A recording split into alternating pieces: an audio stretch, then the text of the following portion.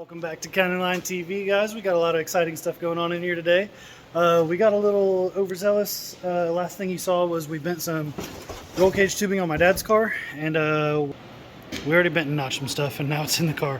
We did an X tube with a harness bar, and it looks pretty sweet. I'm pretty happy with it. It's not welded in or anything, it's just laying in there, but we just had to make sure it fit, and it does, and it looks sweet, so I'm super stoked on that. And then Justin did a sunroof delete panel on his RX-7, so that's really cool. We're gonna get back to doing some more roll cage stuff. I also my cart. Check that out. Sheesh. I got some more sockets to fill in some of my gaps too. Looking pretty good. Let's get to work.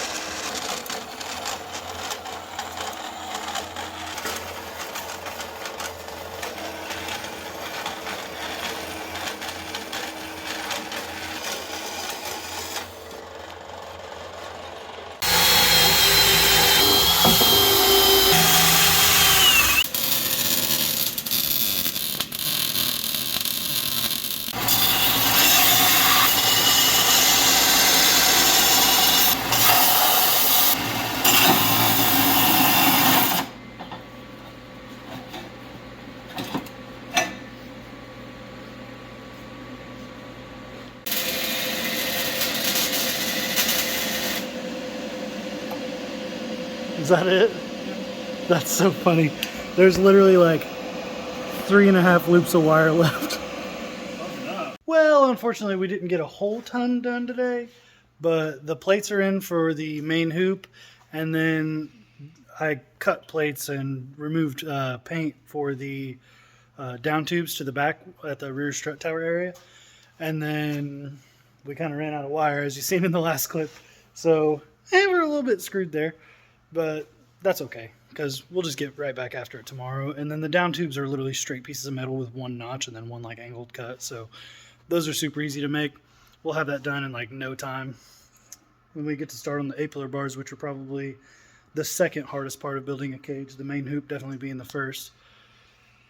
But since this video is probably pretty short right now, and we have some more time, and I'm not very tired yet, I guess we can move on to a little something else that I'll try to show you guys real quick. Yep, you can see that. That's my coolant temp sensor on the Corvette. It is it's a little cased right now, but I bought one. I've got one. I gotta go get it out of my minivan.